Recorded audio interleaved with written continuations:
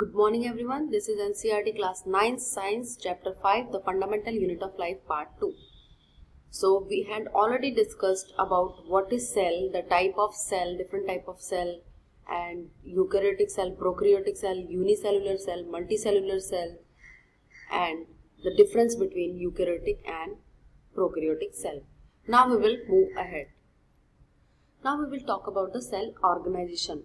How cell made up of or what type of component that made the cell.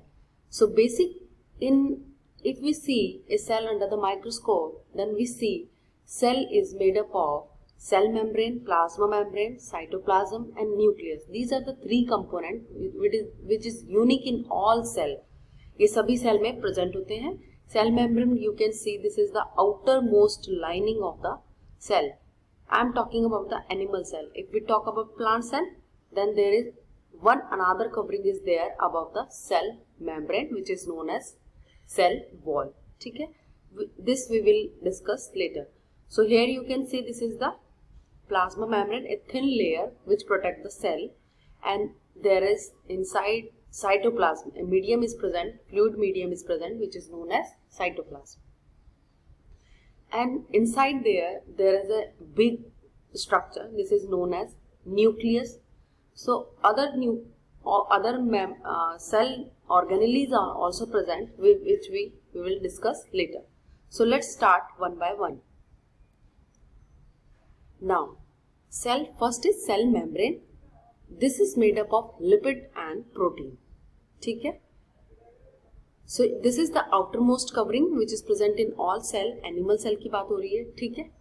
और इसके ये क्या protect कर रही है? साइटोप्लाज्म को. It is protecting the internal cytoplasm and separate it from the external environment. ठीक है.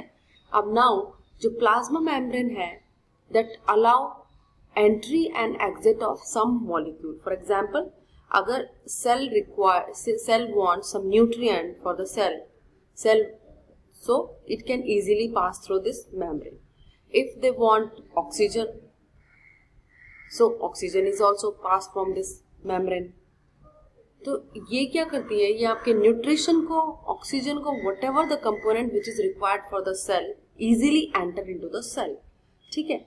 लेकिन यहाँ पर एक प्रॉब्लम है कि जो सेल मेम्ब्रेन है वो क्या करती है? सेलेक्टिवली परमिएबल होती है. अब सेलेक्टिवली परमिएबल मीन ये कुछ ऐसे पदार्थ भी होते हैं, कुछ ऐसे सब्सटेंस भी हैं जिनको अंदर नहीं आने देती. ठीक है. तो उसको हम कहेंगे selectively permeable. It prevent movement of some other material which is not good for the cell और which is not required by the cell. ठीक है. That's why we call cell membrane is a selectively permeable membrane. ठीक है. Now how the substance enter in our cell? तो ये देखते हैं क्या प्रोसीजर्स होते हैं जिसकी वजह से सेल के अंदर न्यूट्रिएंट और ऑक्सीजन और वाटर एंटर करता है. तो जो सब्सटेंस है they pass through the process of diffusion. Now what is diffusion? Diffusion is the movement of substance from a region of high concentration to a region of low concentration.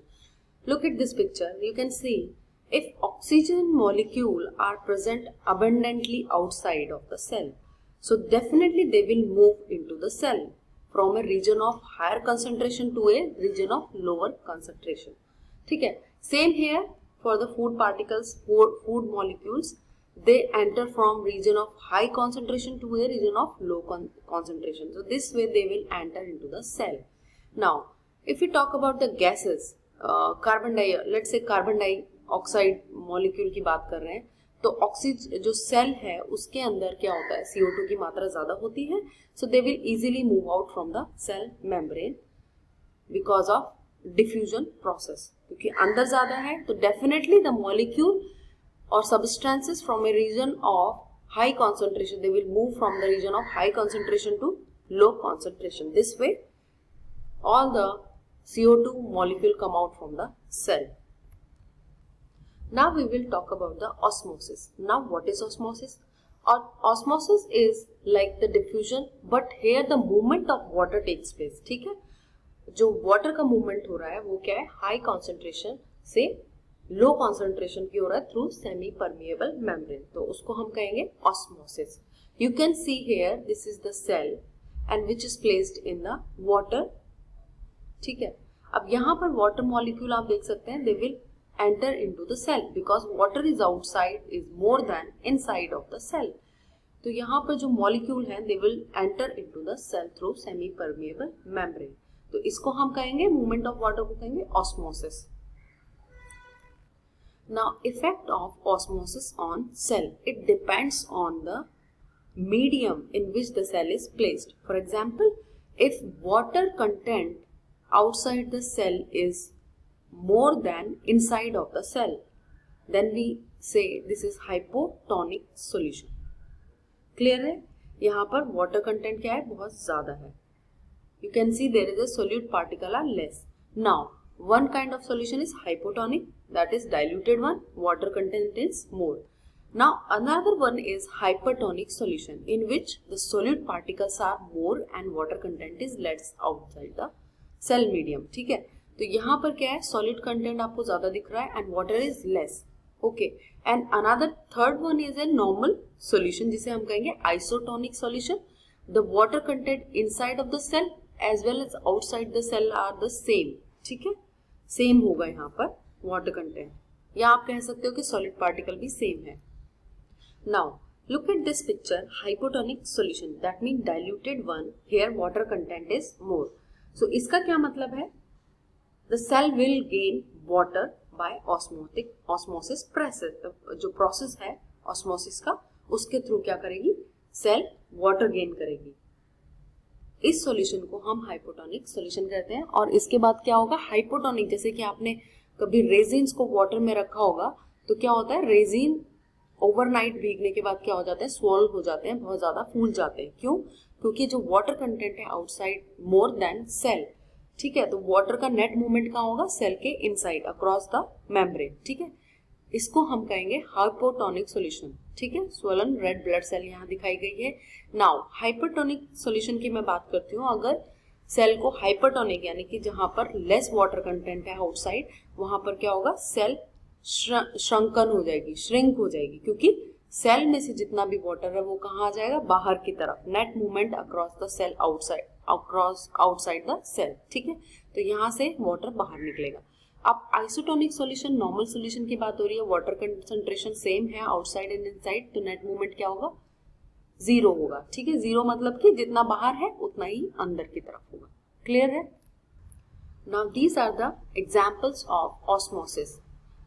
For example, unicellular fresh water जो organism होते हैं, they gain water through this osmosis process, and plant cell gain water by this osmosis process, and absorption of water through the root is also osmosis. ठीक है. Now second is cell wall. This is basic feature of plant cell. It is not found in animal cell. ठीक है. This is another rigid covering. You can see this is present outside the cell membrane. Look at this covering. This is very rigid and strong covering. It lies outside the plasma membrane and it is made up of cellulose that provided structural strength to the plant cell. ठीक है, here cellulose is a structural carbohydrate and this cell wall present most of the living organism like bacteria, archaeobacteria, fungi, plants and algae.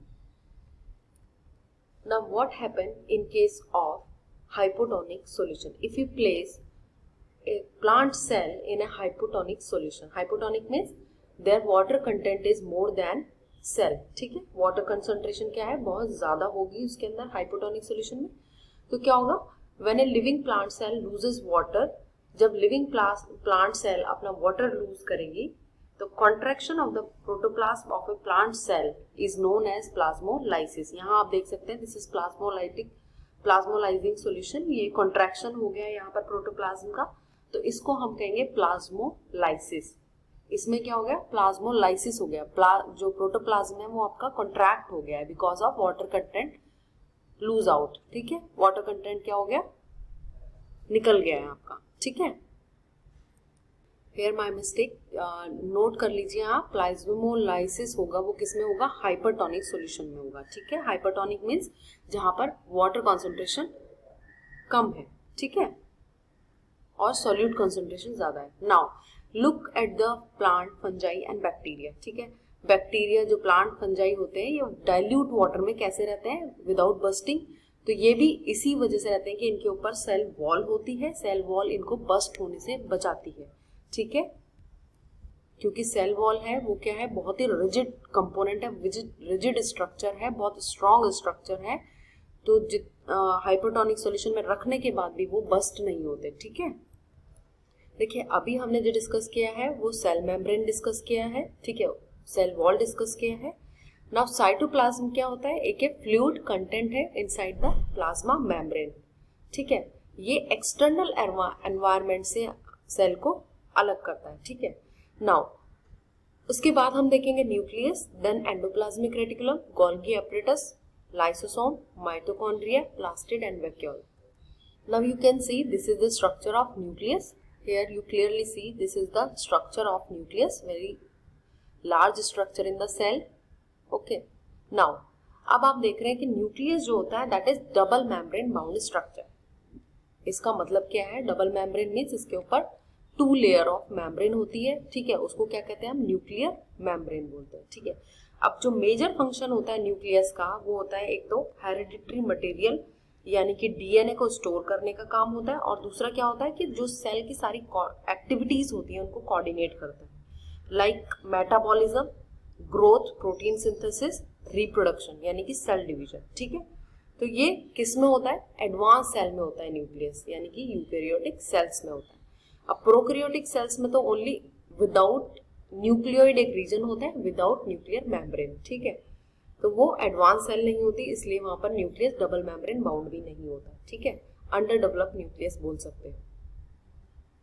तो आपने इसके function देखिए कि cellular reproduction में important है, metabolism में इंपॉर्टेंट है, एंड प्रोटीन सिंथेसिस का काम करता है, सेल डिवीजन का काम करता है, और आपके हेरिडिटरी मटेरियल को स्टोर करने का काम भी यही करता है। हेरिडिटरी मटेरियल कौन सा है, DNA. Now move on to the endoplasmic reticulum. Here you can see this is a cell, here it is a largest structure of the cell that is nucleus, ठीक है। अब इसके बाद देखिए इसी के कंटिन्यूएशन में you can see there is a tube like structure। यहाँ पर आपको बहुत सारे स्टेक ऑफ ट्यूब्स दिख रहे हैं, ठीक है। ये ट्यूब्स क्या है, this is known as endoplasmic reticulum. Basically क्या होता है ये कि network of membranous tubule, network है ये, यहाँ पर आपको एक्सपैंड करके स्ट्रक्चर दिखाई हुई है।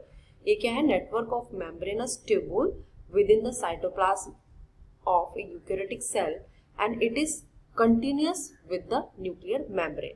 ये देखिए यहाँ से कंटिन्यूएशन में यहाँ पर और आप क्लियर हो रहा है, यहाँ पे न्यूक्लियस मेम्ब्रेन है, इसके बाद ये कंटिन्यूएशन में आपको ट्यूब्स लाइक स्ट्रक्चर दिख रहे हैं। This is called as endoplasmic reticulum. Basically 2 तरह के होते हैं, एक होता है रफ एंडोप्लाज्मिक रेटिकुलम और एक होता है smooth endoplasmic reticulum. Rough endoplasmic reticulum का मतलब है उसके ऊपर आपको ये रफ स्ट्रक्चर दिख रही है, दाने आपको गोल गोल राउंडेड स्ट्रक्चर है, this is known as ribosome. Ribosome present in rough endoplasmic reticulum, while अगर ये स्मूथ है स्ट्रक्चर, कोई राइबोसोम प्रेजेंट नहीं है, तो हम उसको कहेंगे स्मूथ एंडोप्लाज्मिक रेटिकुलम। देखिए यहाँ पर जो रफ एंडोप्लाज्मिक रेटिकुलम है उसके ऊपर राइबोसोम है, दैट मीन राइबोसोम क्या है, प्रोटीन फैक्ट्री, ये प्रोटीन का निर्माण करते हैं। तो रफ एंडोप्लाज्मिक रेटिकुलम का मेन फंक्शन क्या हो गया, प्रोटीन सिंथेसिस का काम हो गया। अब एंडोप्लाज्मिक रेटिकुलम की जो स्मूथ एंडोप्लाज्मिक रेटिकुलम है जिसके ऊपर राइबोसोम प्रेजेंस नहीं है, वो क्या काम करता है, लिपिड सिंथेसिस का काम करता है, और क्या करेगा वो, जो डिटॉक्सिफाई कंपोनेंट होते हैं उनको भी ये सिंथेसाइज करता है, detoxification and harmful metabolic by product का, ठीक है, और हार्मोन्स का भी ये सिंथेसिस करता है। क्लियर है? So we have to remember basically rough ER responsible for protein synthesis and smooth ER responsible for the synthesis of lipid steroid hormone and it is responsible for detoxification of harmful metabolic byproduct.